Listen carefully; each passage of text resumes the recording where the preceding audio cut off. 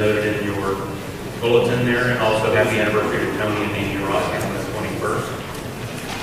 A reminder, there will be pastries and coffees offered beginning in December. Keep that in mind for our Sunday morning.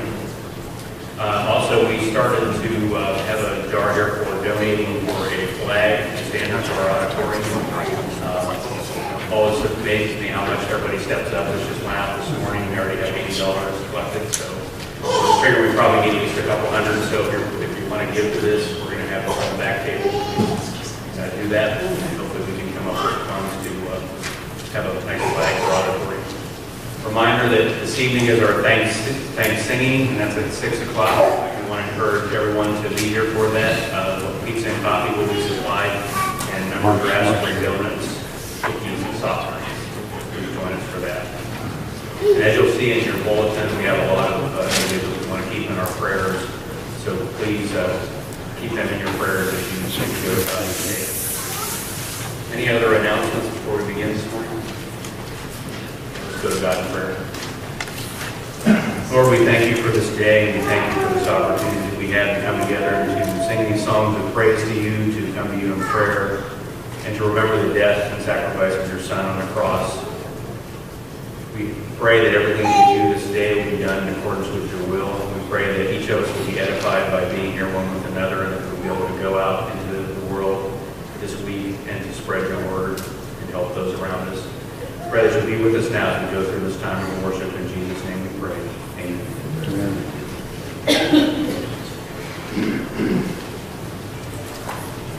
Morning.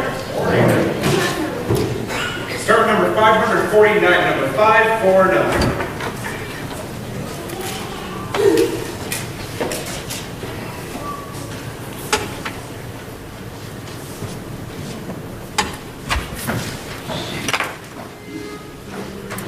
There is sunshine in my soul today, more glorious and bright than those in any earth tonight. For Jesus is my light.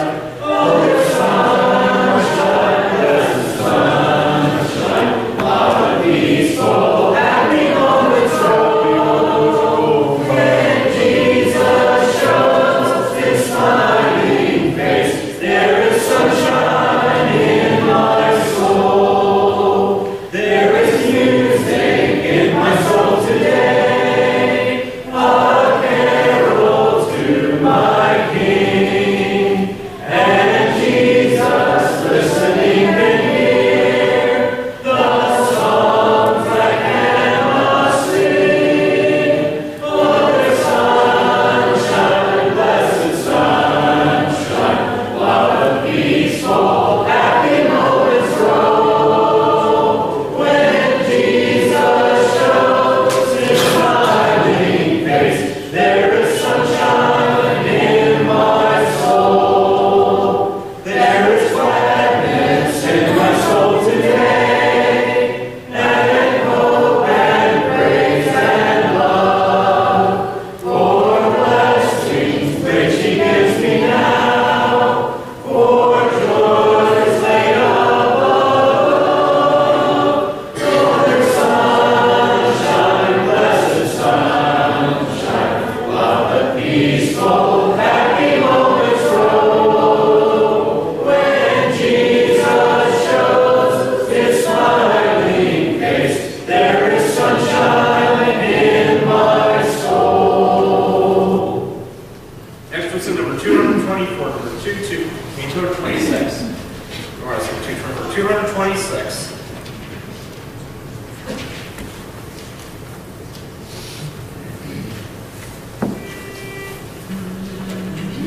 Come thou fount of every blessing, to my heart to sing thy praise.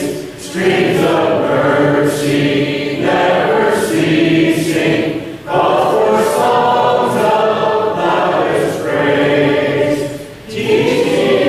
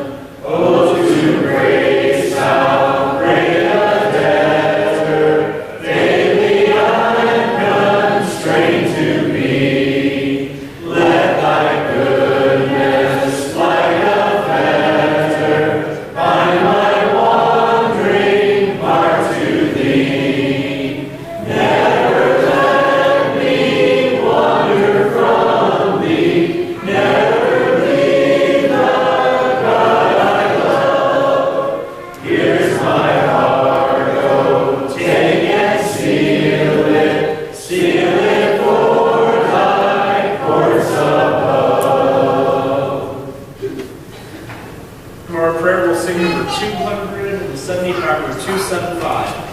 And we will sing this twice, and I have it on there twice, so just go chorus control.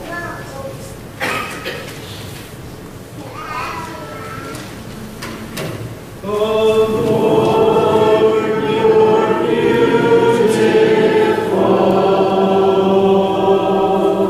Your face is all I see. And when your eyes are on this child, your grace abounds to me.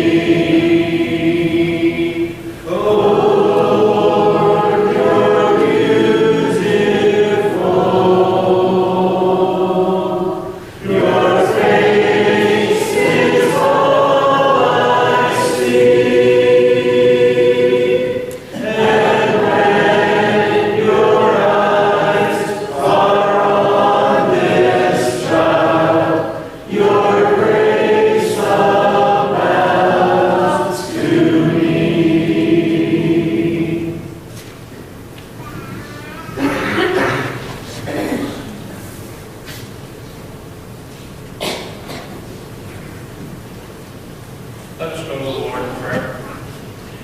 Heavenly Father, we come humbly before you now, thanking you for this opportunity to be part of your family, part of your great and powerful family. We know that you do not need to accept us into your family, and all that you've done and sacrificed for us is to bring you to you. But Heavenly Father, we understand that we're not worthy of this great honor. Heavenly Father, please be with us and protect us, keep us safe, and continue to guide us in the proper ways. Heavenly Father, please be with all those who are sick and all those who need your guiding hand. Heavenly Father, please protect us again and keep us in your family. And it's in your Son's name we pray. Amen.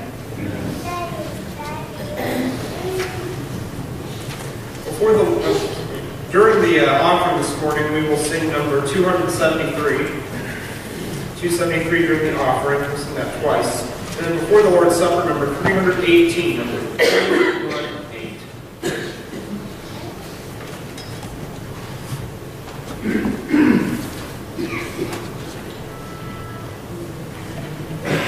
Oh, Savior.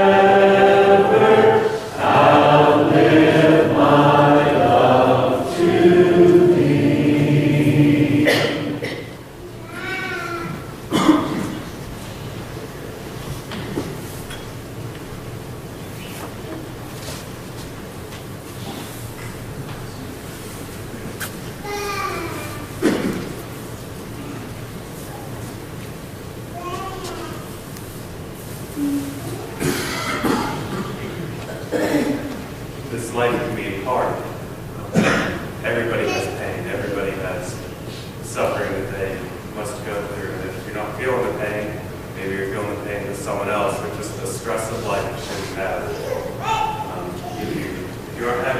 address, and you have a secret to that, and let you know that I don't know the secret to that. But my son's Bible verse right now at gymnastics is James chapter 1, verses 2 through 3. Consider it pure joy, my brothers and sisters, whenever you face trials of many kinds, because you know that the testing of your faith produces perseverance. And it's difficult to think. It seems like that verse should say, consider it pure pain. My brothers and sisters, when you face trials of many kinds, consider it pure testing, consider it pure hardship. Consider it pure joy. And then we have Hebrews chapter 12, verses 2. For the joy set before him, he endured the cross. Let us pray. Lord, we thank you for all that you do. You open up your body, and you are able to do it with joy through all your pain. I pray that you can help us to find joy in our own lives, that every one of us can have a happy, uplifting, not a flaky feeling, Lord, but a deep joy and comfort in you that you provide and only provide. May we cast our burdens on you, because you've already paid the price for us.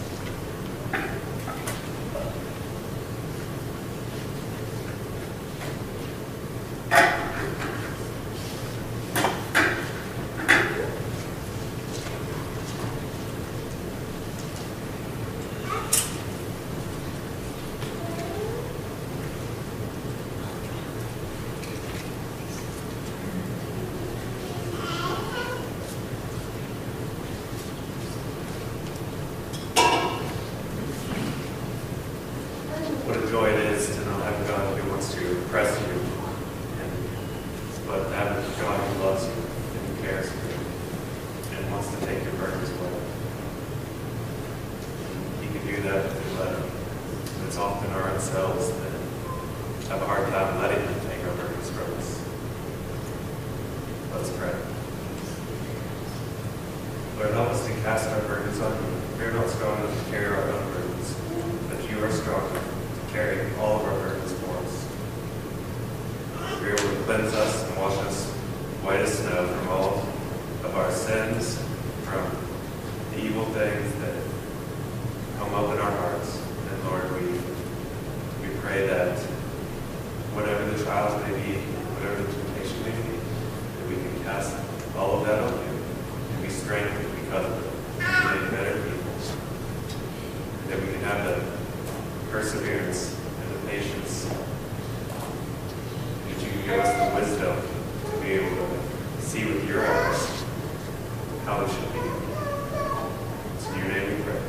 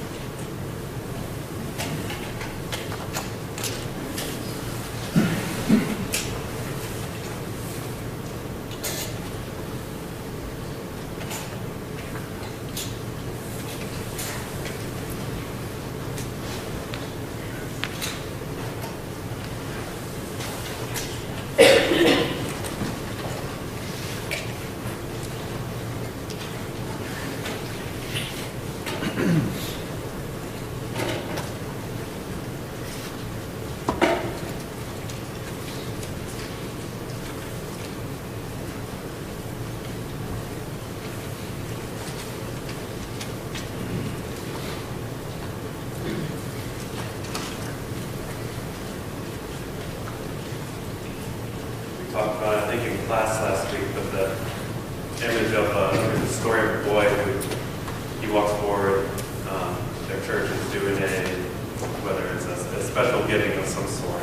You come forward, you give, and the boy carries his piggy bank. He gives all of his piggy bank, and the preacher looks at the boy and says, "Was it hard for you to give all of that?" The boy says, "No." It points to his father and says, "My father will just refill it." Let us pray. Lord, you're a good and loving Father. You give us all that we have.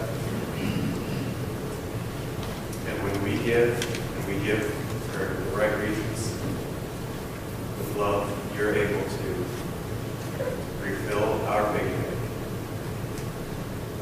You're able to renew us, to strengthen us, to comfort us.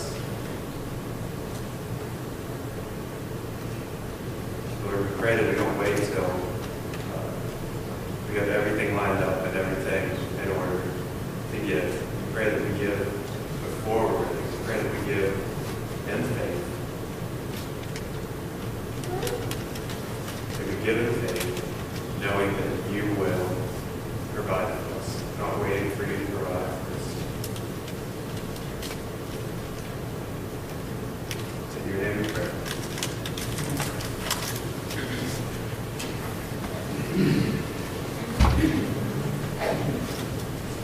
Lord, you are more precious than silver. Lord,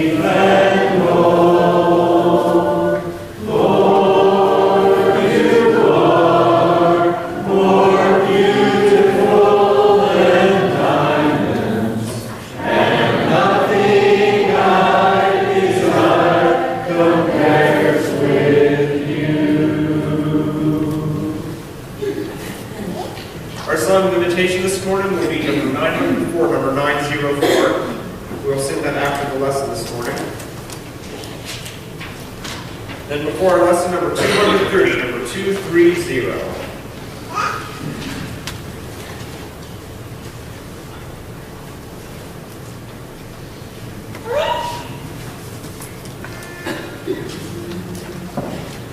Worthy of praises, Christ our Redeemer, worthy of glory, honor, and power, worthy of all our soul's adoration, worthy art thou, worthy art thou, worthy of riches, blessings, and honor, worthy of wisdom, glory, and power, worthy of earth and heaven's thanksgiving, worthy art thou, worthy art thou.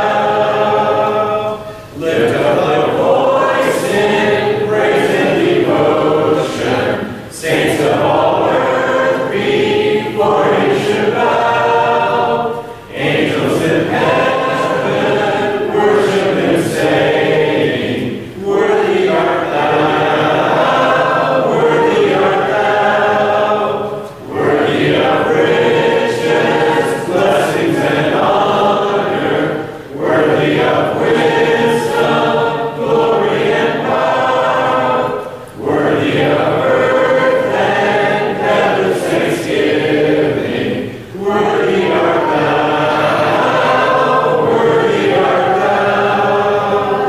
For we come before thee with singing, filled with thy spirit, wisdom, and power. May we ascribe thee glory and honor. Worthy art thou, worthy art thou, worthy of riches, blessings, and honor, worthy of wisdom, glory, and power, worthy of earth and heaven's thanksgiving, worthy art thou, worthy art thou.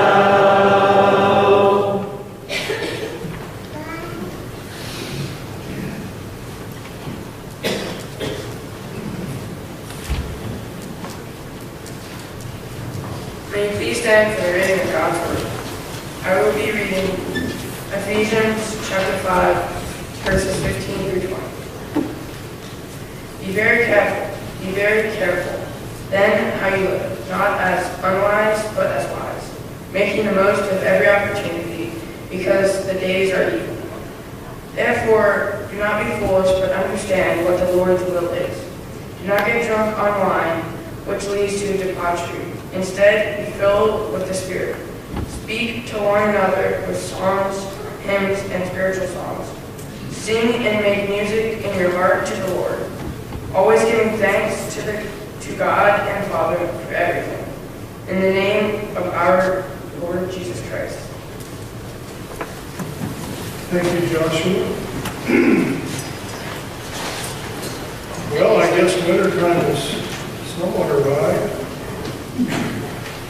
Vic is off Friday, didn't you? So you're playing for this. Golfing on Friday and shoveling snow on Sunday morning. That's why we have snowbirds. Some of you are gearing up to go south, we understand. I wanted to mention to you that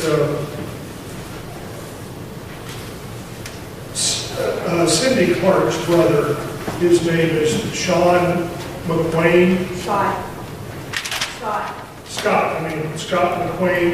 He is deploying for Iraq this week. They are in Virginia. They will be going to Texas next week, and they will leave the second week of December for. He gets 4 days off the first week of December, and then the second week of December they will be going to Iraq. Let's keep Scott in our prayers. We'll add him to that note in the newsletter.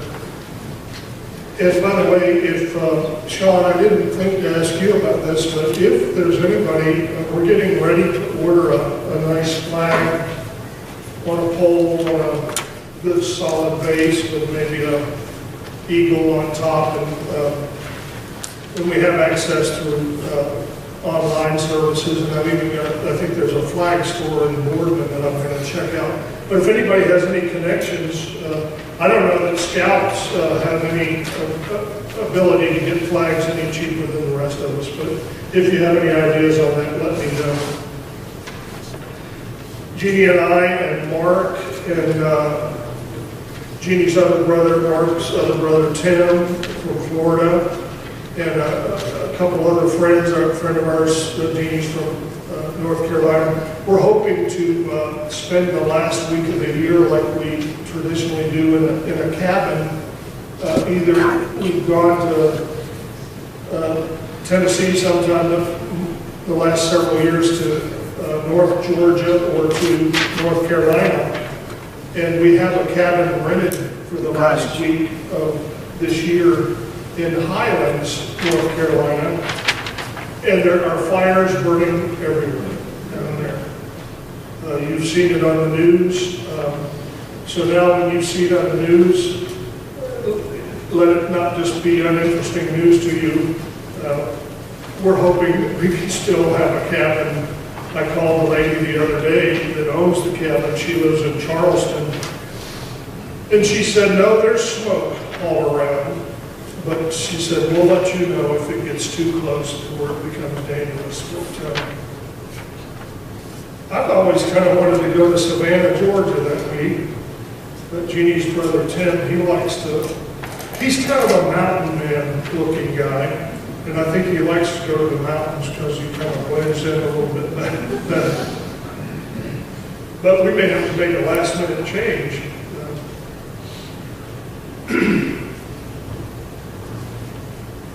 The religious world as a whole has created a veritable cottage industry that grinds out one book after another on the topic or the theme, knowing God's will. Now in our fellowship, and I'm happy that we can say this, we have been very strong about knowing God's plan of salvation. That's certainly a part of knowing God's will. Knowing and teaching God's plan of salvation. But the knowing God's will that I'm referring to this morning is not so much God's plan of salvation. Rather, it's an attempt to try to sort through God's teachings to try to find out what God's individual and particular plan is for me.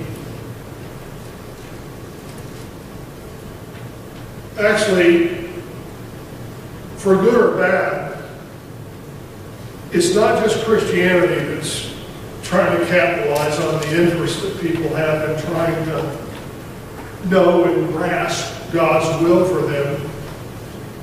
Probably the big driver of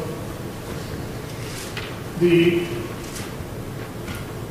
Muslim extremist is a call being put out to come and do the will of Allah. Now they have a distorted understanding of the will of God. They are being taught that to go and to sacrifice your life with a bomb strapped on in the name of killing infidels is to do the will of God. But I don't think any of us could justify that or turn aside from the wickedness that may be involved in that or that is involved in that. All I'm trying to say here is that they're capitalizing on, Mark, my brother-in-law was telling me, so many millennials, young people, and maybe young people that don't know what to do with their lives, but they're looking to try to do God's will in the case of the Muslim faith in a way that we would perceive to be quite distorted. Those of the Christian faith, like us, I think we have also in some ways become obsessed with doing the will of God. And you might want to critique that. How can you become obsessed with doing God's will? Well, isn't it good to do God's will? Certainly it is. On the surface, this aspiration might seem like a very high and noble pursuit. Who would not want to do the will of God? We all should want to do the will of God. And it all comes under the banner here of discovering the will of God for me. And this is part of where I maybe have intentionally chosen the word obsessed. Where does God want me to live? Should I go to college, Josh? And if so, where does God want me to attend? Josh has been accepted at Kent State. You can't be that, really. You're going to have to see some ID. Who does God want me to marry? What does God want me to do livelihood-wise? What job does God have in mind for me? Can you believe that some people, and I'm not meaning to poke fun, but they even will appeal to trying to do the will of God as to what car or what truck or what vehicle does God want me to buy? In what neighborhood should I take up residence? And on we could go with all kind of specificity. People want to know the answers to all of these, and some of them are looking in this book and they're looking desperately to try to find answers to all of these questions, and they're doing it under the banner of discovering God's will for me. Now, the last thing that I would ever want to do this morning or on any Sunday is to discourage anybody from seeking God's will. Keep doing that. That's a good thing. But I fear that we're asking for more here than what the Scriptures are intended to deliver. You may take issue with that, and if you want to joust with me later on it, we can do that and have a lively discussion. I am not saying that we should not bathe in prayer all of life's questions, the big pursuits as well as the little ones. How foolish it would be to marry someone without praying about it over and over. And for that matter, some of these other issues, maybe deciding where to live and all of that needs to be made in prayer. And some of you are stronger on your understanding of God's workings in your heart, your mind. I have an ongoing discussion with David and Laura Brazel. They're of that age, and some of you fall in that same category. Sometime we'll be talking about camp stuff, and I'm thinking about discussing last summer, should we buy a popcorn popper, or should we rent it from year to year? And then what about a snow cone thing and all? And Laura would look at me and she said, well, I feel that, and I looked back at her, my generation, and I said, I don't care what you feel about it. I'm asking you, let's sort this out logically. Which is better, to buy it or to rent it? And they use the word feel all the time. So I recognize that some of us are more into feelings. And I don't mean to be poking fun at that. Jeannie would tell you I could use a little bit more feelings and things that I decide. But I understand that some of us have this view that God is guiding us in very particular ways and in different, maybe through promptings. I'm not sure I can get that quite clear in my mind. I'm not sure how God prompts us, but I'm not going to rule out that He might in helping us to figure out the answers to all of these various questions. How does God guide us in deciding what neighborhood to live in? I don't know, I could read Genesis to Revelation, and I don't think I can find guidance on that. Now, maybe some of you can. Some of you may be able to read that and say, well, he says to mingle with the poor and to help those that are weak, and so maybe I need to go into the big city or into the inner city or what. But some people, when they go to a house, it's kind of like, picking out a pet. Oh, my heart spoke to me. And they read that God's telling them this is the house for them. And there's something to be said for that. When Jeannie and I bought the house we're in, we had a little list of things that it needed to be set up so that we could care for older parents. It needed to be set up so we could have people over from church, friends over for meals and picnics. And those were our criteria. So I guess in some ways we were asking God to help us choose our house. I'm not saying that God is not able or willing or actually involved in helping us make these decisions, but about doing His will. But my interest this morning, and this is the focus of our lesson today, is I want to talk about thus saith the Lord. So what I'm trying to say is that I think we need to be accepting and happy with a more generic version of God's will. If you come to me and you say to me, Terry, what is God's will for my life? Or if you get on your knees and you pray to God for that, what kind of answers are you expecting? And are you going to be happy with a more generic or more general explanation if I should give it to you, or maybe if God should give it to you? Sometime in the future, I think the Scriptures give us some broad principles that provide us with guidance in all different pursuits of life. You can look till you're blue in the face, and you're not going to find, as you read, okay, God says, Terry, find a girl named Jeannie from down south and marry her. But you'll find principles that God tells you to find somebody who loves the Lord. That kind of a thing. And the same thing could be true about all kind of questions that we might have. Sometime in the future, we'll delineate, we'll have a little series, we'll detail some of these broader principles. Josh read one to us this morning in his scripture reading. Do not get drunk with wine, for that is debauchery or dissipation, but understand what the will of God is. Well, right there we have, you want to know what the will of God is for you? Don't get drunk with wine. Don't get wrapped up in debauchery. That's part of God's will for you, and it's very specific. Today I want to give you an invitation to lay hold of God's will. And what I offer you is what the Word of God offers, and it is really a rather simple map for a life that is pleasing to God.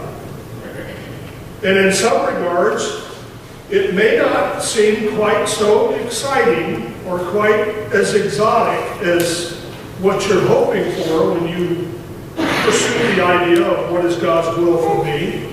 And that lack of excitement may come from the fact that it's God's plan for you, but not just you. It's God's plan for all of us, for all of His children. And it's very instructive. It will really open your eyes. It is the clear voice of God speaking to us, to me, to you, to all of us.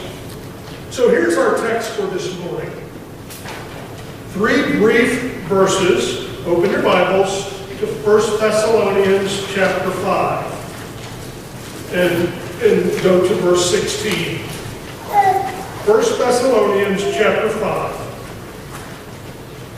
3 short little verses that can be easily memorized and probably should be by all of us. I don't care if you're old, you can still memorize these, and we know the little ones are quite capable of putting these to memory. Here's what it says: rejoice always, pray without ceasing, in everything give thanks, for this is God's will for you in Christ Jesus. Do you want to know what God's will for you is? God could not be more explicit. His words are precise, yet they are also profound, but at the same time actually quite simple. 3 brief phrases, 2 words, 3 words, 4 words. How much easier could it be? Rejoice always, pray without ceasing, in everything give thanks. The one thing that we have as a common denominator as Christians of all ages, male and female, the one thing, the chief thing that we're after is we want our life to do the will of God. I don't know how many times we hear that in prayers.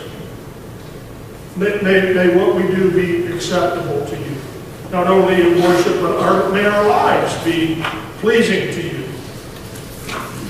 So let's talk a little bit here. 1, 2, 3, 4.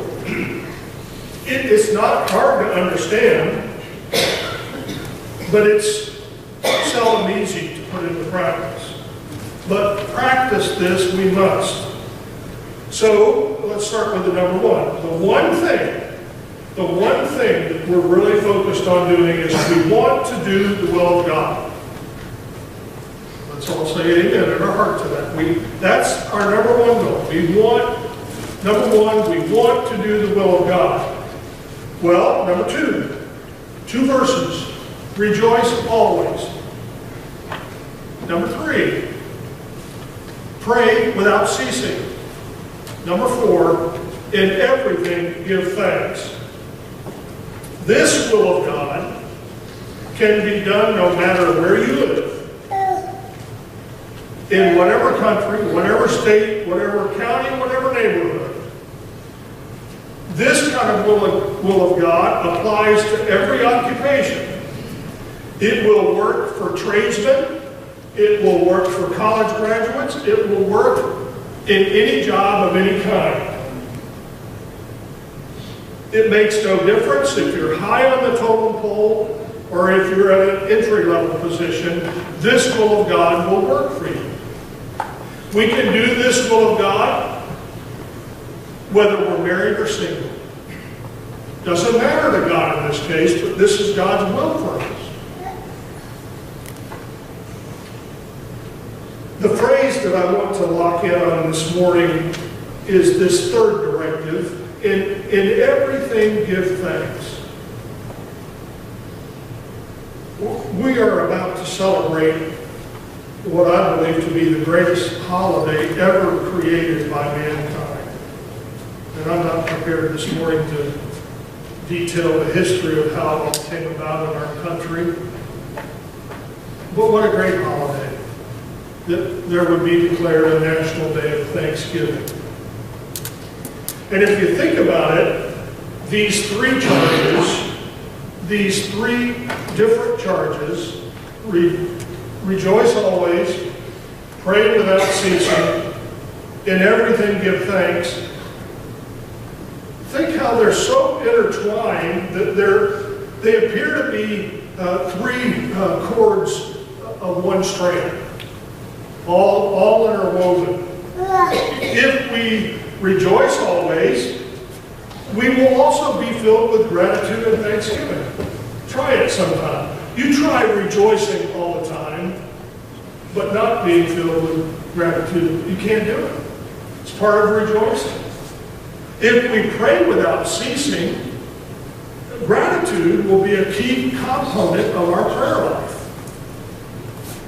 And if we give thanks in everything, we will be rejoicing and praying continually.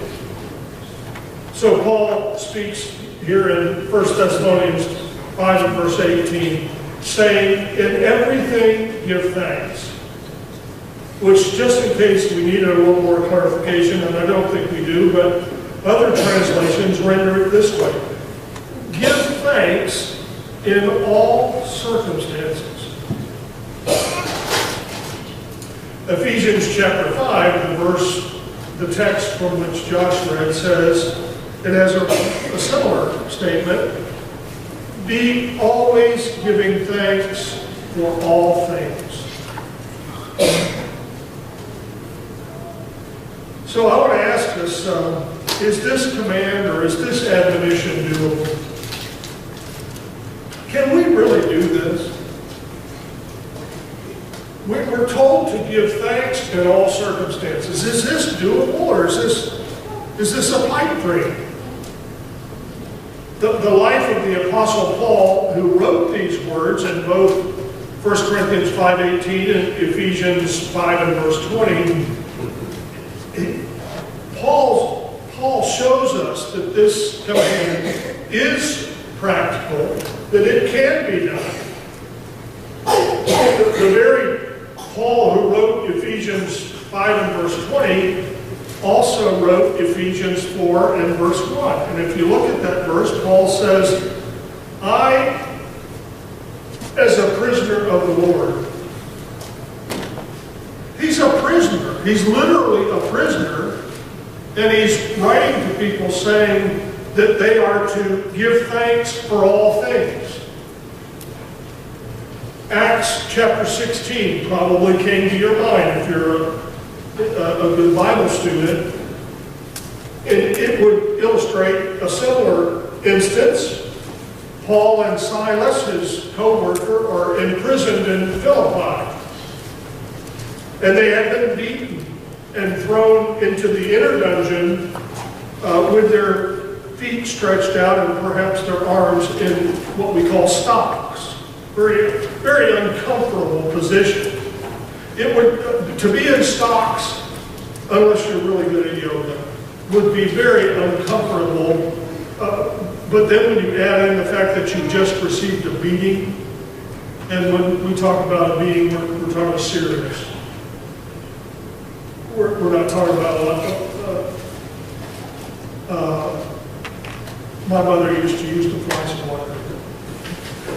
It was never a beating. It was a swat. It stung like the dickens, and it got our attention. But we're talking a beating. You can study and find out what a beating amounts to. But so they've been beaten. They're in the inner dungeon, which is utterly despicable down there. All kind of ugly stuff. And their feet are fastened, feet and arms are fastened in stocks, and yet we read that they were praying. Okay, we would expect that. But the next part of it says they were singing praises to God. Now, when you sing praises, it's another way of saying they were thanking God, because a praise is a song of thanksgiving. So they're in jail, and they are singing thanksgiving songs to God. Here's what Paul said about this. In Philippians chapter 1 and verse 12 and 13, you could say, how could Paul and Silas, what were they giving thanks? What kind of praises were they saying to God in the midst of a grimy dungeon in stocks after a beating? Well, here's what Paul says. Philippians chapter 1, verses 12 and 13. Now I want you to know, brothers and sisters, that my circumstances have turned out for the greater progress of the gospel. So that my imprisonment in the cause of Christ has become well known throughout the Praetorian Guard and to everyone else. What Paul is saying here, the word of his treatment and his disposition has filtered through the whole Roman guards there in Philippi. And he says furthermore that most of the brothers and sisters, trusting in the Lord because of my imprisonment, now they have courage to speak the word of God without fear. You see what Paul did there? He took his own very bad circumstances, but he lifted up his eyes and he said, what good is coming from this? And he looks around and he sees some Roman soldiers who are hearing about the gospel because he's in prison. They would have never heard of Jesus before that. And he's also hearing messages that boy, you can't believe how the church at Philippi they are so courageous and bold now because of what's happening to you and Silas. And I want to tell you that this is just not a powerful, potent, prodigious, paragonish Paul that we're talking about here. Sometimes we put Paul up on a pedestal and we say, well, that was Paul, but but what about the rest of us? How are we supposed to do this? Silas is with him there as well. And they're both exhibiting this attitude of gratitude that we're talking about here this morning. And this giving thanks and everything mindset is also seen in the life of many of those in the first century church. Acts chapter 5 and verse 18, we read that the Jewish leaders laid hold of the apostles and put them in prison. We don't know if it's all 12 of them or some of them, just Peter and James or Peter and John or who, but they're imprisoned by the Jews, the apostles are, and the text tells us that an angel of God opened the gates to the prison, which allowed the apostles to escape or to leave, and that they went right back to preaching about Jesus, which is the reason they got incarcerated in the first place. And so they're rearrested by the Jerusalem leaders, who at this point are really stoked. They're really angry with them. And verse 33 of Acts chapter 5 says they had every intention of slaying them. There's not going to be just a beating and go your way. They're going to be stoned to death. They're going to be put to death here. These Jewish leaders are tired of this. They've had enough. But a Pharisee named Gamaliel, he intercedes on behalf of these apostles. He's one of the Pharisees himself, but he speaks up and he warns his fellow Pharisees, the leaders of the Sanhedrin, the Jewish Supreme Court. Look what he tells them in verses 38 and 39. He says to them, he's being very logical, if this action is of men, it's going to fade away. It's going to stop of its own accord. But if Peter and John, if these apostles are from God, we're not going to be able to stop them. You can't stop God. So they release the apostles. And verse 41 says this. So the apostles went on their way from the presence of the council. And what were they saying to each other? Well, they said, let's cool it for a while. Let's go underground. Let's not talk about Jesus anymore.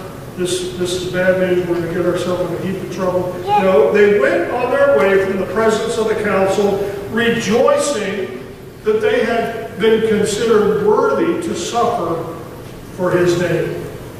And every day, the next verse says, in the temple and from house to house, they kept right on preaching, teaching, and preaching Jesus as the Christ.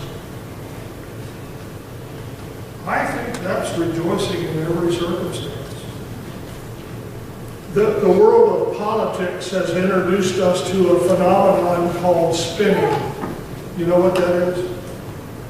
Now spinning, it can be a physical exercise. Big bike, that's a kind of physical exercise, but spinning is also a mental exercise, if we could use the word exercise in a fair way. But sometimes spinning amounts to nothing but a cover-up for a failure. Sometimes it's another word for lie. Actually, we don't have to look to politicians to find spinmeisters. All you have to really do is look at children. And I suspect the children have learned this from us, probably without instructions. You don't sit little kids down when they're just babes. You don't look at them and say, now I'm going to teach you what you're going to say when you get in trouble. When you do something you should and you want to kind of rationalize or justify your behavior, let me tell you what you're going to tell your teacher or what you're going to tell mom and dad. You don't instruct kids that, but somehow, I don't know, they learn it. It's like they absorb it from you, and they become spinmeisters, don't they?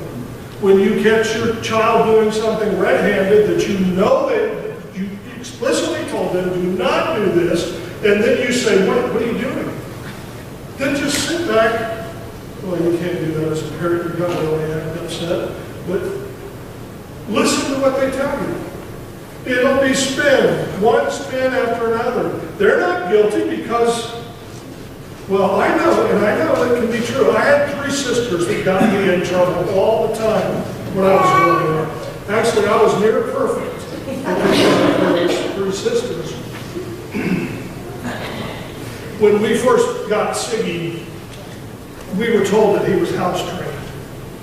But over the course of those first 2 weeks, Jeannie would go to work every day, and it was me and Siggy in the office, in my study in the house.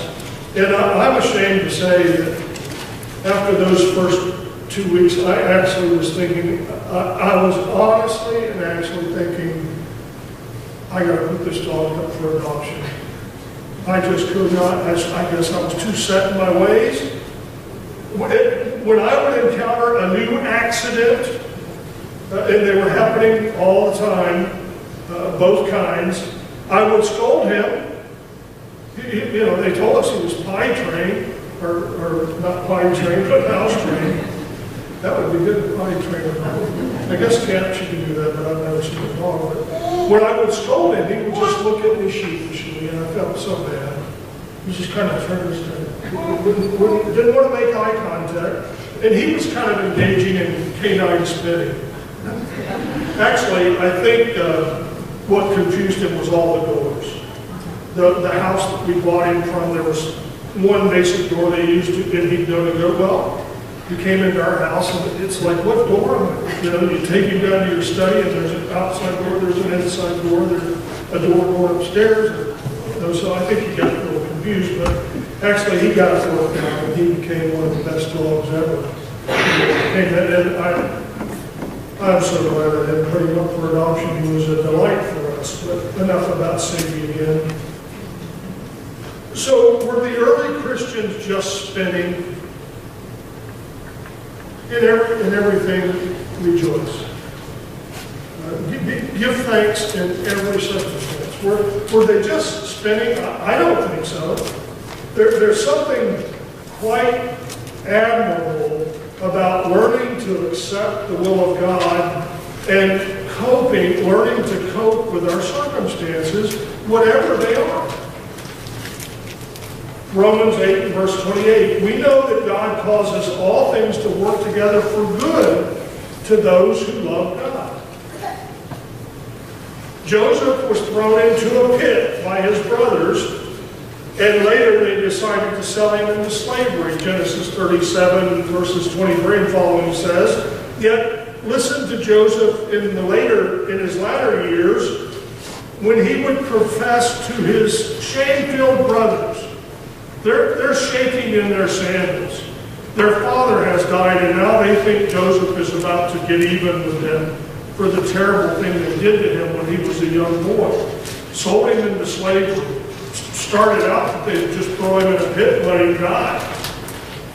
And now Joseph says to them, you meant evil against me. But he said, God meant it for good. How can it ever be a good thing that your brother sold you into slavery? Well, Joseph says God meant it to happen for good. Learning to give thanks in every circumstance is life-changing. Possessing a constant attitude of gratitude is transformational. It will make us totally different people. So I guess my question, and we're moving towards the end here, are you able to see the silver lining in every cloud? In his great hymn, William Cooper that song titled "God Moves in a Mysterious Way." He says in one of the verses, "The clouds ye so much dread are big with mercy and shall break upon your head." We look at the clouds and we dread them, but William Cooper saying they're full of mercy and they're about to break forth and give you showers and blessings. Matthew Henry was a preacher in England, and he lived in the late 1600s, and he's very famous for his commentaries, Matthew Henry's commentaries. But he also kept a diary, and that diary was later not only found, preserved, but also published. And it records his thoughts after being robbed by thieves. Here's what he said. Now imagine yourself robbed. Your home breaking into it. And he says, let me be thankful first because I was never robbed before. Now you say, okay, this is spinning. Well, hang on. And then he says, secondly, although they took my purse, they did not take my life. And then he adds, thirdly in his diary, although they took my all, it was not much, whatever they stole from me. And then fourthly, let me be thankful because it was I who was robbed, not I who robbed.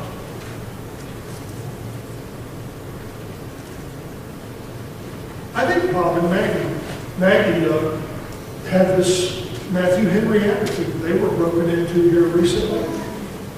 And you know, you could expect, well, Maggie could have wrung her hands and said, oh, no, it took. But it was an attitude that could have been a whole lot worse. And Paul writes in Colossians 4 and verse 2, devote yourselves to prayer, keeping alert in it with an attitude of thanksgiving. So it's this attitude of thanksgiving or attitude of gratitude that Paul is speaking about that is a dynamic attribute that for us can literally change our lives for the good. Now we've got to be real here.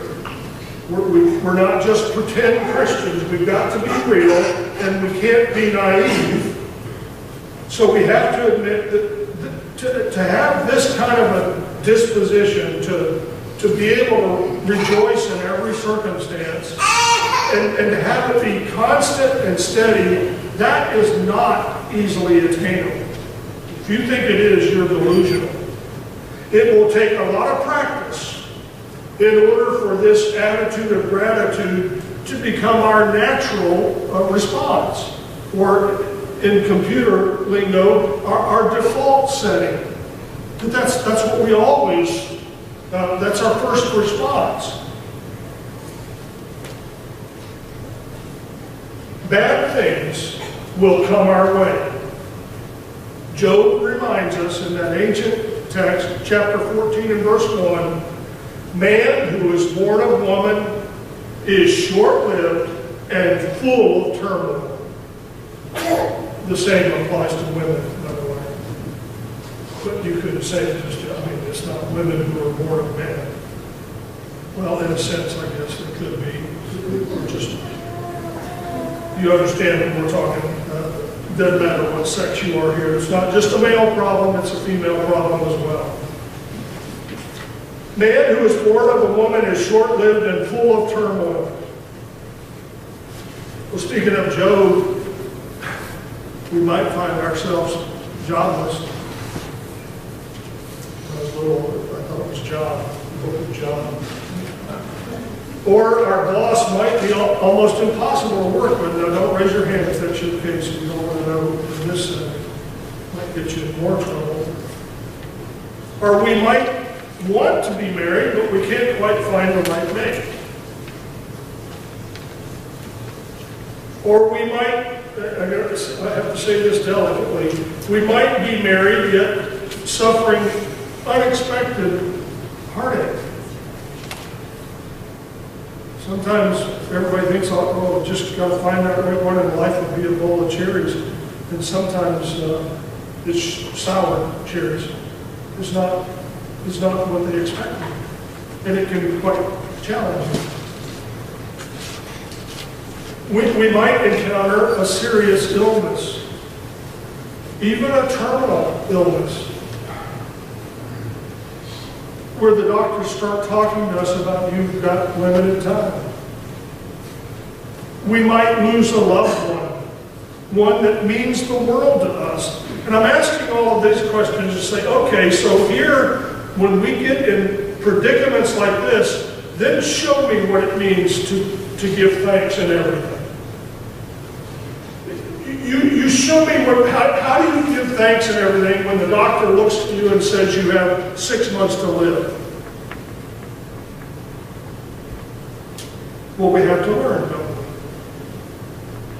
Otherwise, we have to just tear out these pages from our Bible and say it's impossible. There's no way we can face all of these problems and give thanks in all of these things. There's no way I can be in prison and be happy about it. Well, Paul says you can. I've thought recently a couple times, and I don't know what's brought it up in my mind, but I've thought about Dean Miller, whom I didn't know really well, but a little bit. Dean Miller was married to Ruth Ann, Margaret McCulson's sister. And Ruth Ann Dean was the preacher at Parkville. Probably all the time I've been in Warren for 40 years or almost now. He was in the Hartville area. Did a great work in that area. And then Ruth Ann died probably a year or two ago now. Dean went to Tennessee. I thought he was just taking shelter with his, I think he has 3 daughters maybe. And Tony told me not long ago, he said, no, he's up in northwest Tennessee at some church out in the middle of nowhere. And I got the sense that some days he didn't know if he could keep on keeping on. But I tried to put myself in that position. Ruth Ann was his partner for all those years. And if all of a sudden something happens to Jeannie, I don't know. I don't know. How am I going to give thanks in that circumstance? I don't know. And I'm not the only one with this kind of problem. We all face problems like this. Some of you are going to lose your mates pretty soon. We're all getting older. So what are you going to do? You know what I'm getting at. Life is going to bring us a host of challenges and lots of obstacles. That's a given. That's the world we live in. That's the way God ordained it. That man should be short-lived and full of trouble or turmoil. So the question for us is not how are we going to escape that world? It's inescapable. We're in it. The question is how are we going to respond when those obstacles and challenges come our way? Are we going to wallow in self-pity? Are we going to spend our days angry with others and perhaps angry with God? Some have chosen to go that route. Are we going to withdraw from the world, close our curtains, stay in bed, fret and stew for the rest of our life? Things haven't gone well for me, and I'm not happy about it, and I'm not going to play anymore. I'm just going to hide. Or are we going to learn to be thankful in every circumstance, no matter how difficult it might be? Paul says in Romans 8 and verse 27, our last scripture, in all of these things, and he lists a whole bunch of bad things that happen. He says, in all of these things, we overwhelmingly conquer through him who loved us.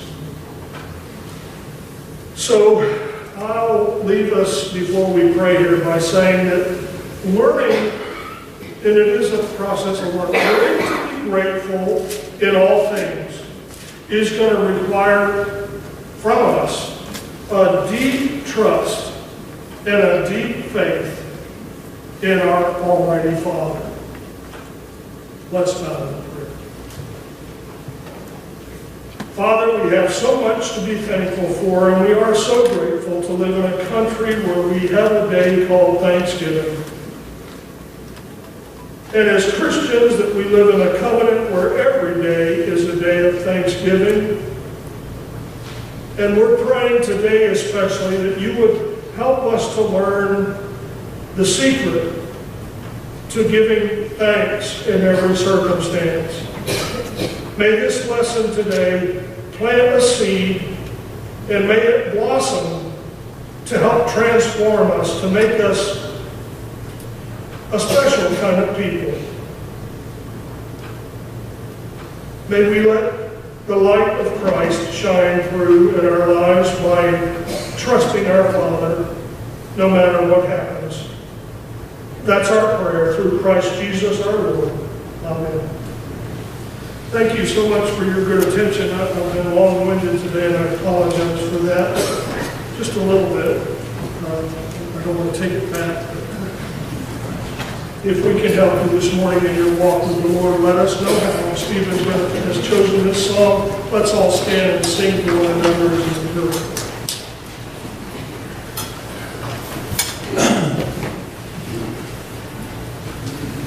Have you been to Jesus for the cleansing power? Are you washed in the blood of the Lamb? Are you fully trusting in His grace this hour? Are you washed in the blood of the Lamb? Are you washed in the blood, in the soul cleansing blood of the Lamb? Are your garments spotless? Are they white as snow? Are you washed in the blood of the Lamb? Are you walking daily by the Savior's side? Are you washed in the blood of the Lamb? Do you rest each moment in the crucified? Are you washed in the blood of the Lamb? Are you washed in the blood, in the soul cleansing blood of the Lamb? Are your garments spotless? Are they white as snow? Are you washed in the blood of the Lamb? Lay aside the garments that are stained with sin, and be washed in the blood of the Lamb. There's a fountain flowing for the soul unclean. Oh, be washed in the blood of the Lamb. Are you washed in the blood, in the soul cleansing blood of the Lamb? Are your garments spotless? Are they white as snow? Are you washed in the blood of the Lamb? We have a great evening planned for tonight. It starts at 6, and we'll sing for a little while, and then we'll have some refreshments. It's going to be a great evening. Rod Sheldon is going to be here to lead our singing. But we really would urge all of you, please, to come back and join us. It's going to be a good night of fellowship. It was up here, number 742.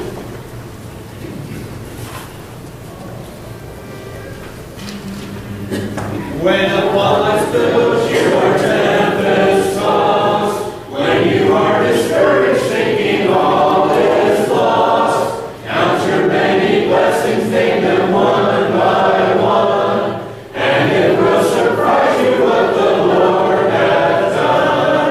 Count your blessings, name them one by one. Count your blessings, see what God has done. Count your blessings.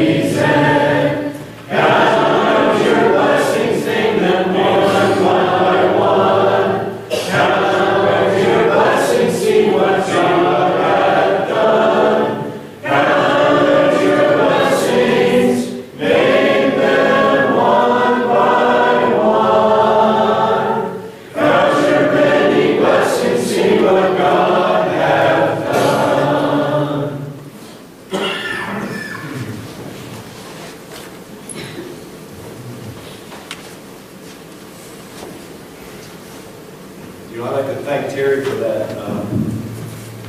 talk this morning. How powerful that is, you know, for us to try to find good things when bad things happen. I'm big on examples, and I try to be a good example. I try to, you know, maybe somebody don't talk to me, maybe they can just see the way I act, or when I'm doing something, they can say, you know, that's the way it should be. But examples is a big thing. One great example, and I don't know how this little girl would do this, that Skylar Strong, you've seen sign down. For those of you who don't know the story, she found out she had cancer. I think it was in her foot. And when they went in to check it, here she had cancer. I believe it was in her chest or in her lungs or something. And she'd been going through all the therapy and chemo and all that kind of stuff. And they just got back with results and said the cancer was in her chest is gone, but the therapy and the chemo and all that didn't help the cancer in her foot. And so they had to remove her foot. And this little girl, she's like, I don't know, like 10 or 12. She said, well, I guess I don't have to cut my toenails on that foot anymore. And, I mean, what an example that is for us, you know. Sometimes we see people in the morning, we say, how you doing today? Oh, I've got this problem and that problem. And, you know, what an example to others when we come up to somebody in the morning and say, how you doing? They might have problems, but they'll say, you know, I'm doing good. I might have this or that, but I'm really doing good. You know, I'm positive, things are going well. You know, the next morning you might see this person, I don't know, this guy, tell me about all his problems. I just was asking how he was doing, you know. I want to hear something positive. So what an example that is, you know, if you really interpret that into our life, it's really good examples for others who maybe aren't Christians. Sometimes you talk to people and you think, I don't even know him, but boy, he must be a Christian. He's so positive. There's something different about him. It makes you want to talk to him. So those are all just good examples, I think, of how we can be in our life. What kind of person are we when somebody says, how are we doing? So, please bow with me. Dear Heavenly Father, please help us to take heart Terry's sermon and try to be good examples for others. Try to be positive. Try to find the positive in the bad things that happen to us. Know that you have our backs, Lord, that you are there. As one saying I read recently says, good morning, God. And God says, good morning. I'm the guy that's going to be handling your problems today. Let us try to put our problems on you. Know that you are helping us through these problems. We ask, Lord, that you help all those that are sick, help all those that are not feeling well, and please comfort them and know that you are taking care of them. We'd like to thank you, Lord, for all those protecting this country. Please help, Lord, the new leadership in this country, turn this country, help to be a strong country and to follow you. Thank you so much, most of all, Lord, for sending your Son down on the cross to forgive us of our sins. In Jesus' name we pray. Amen.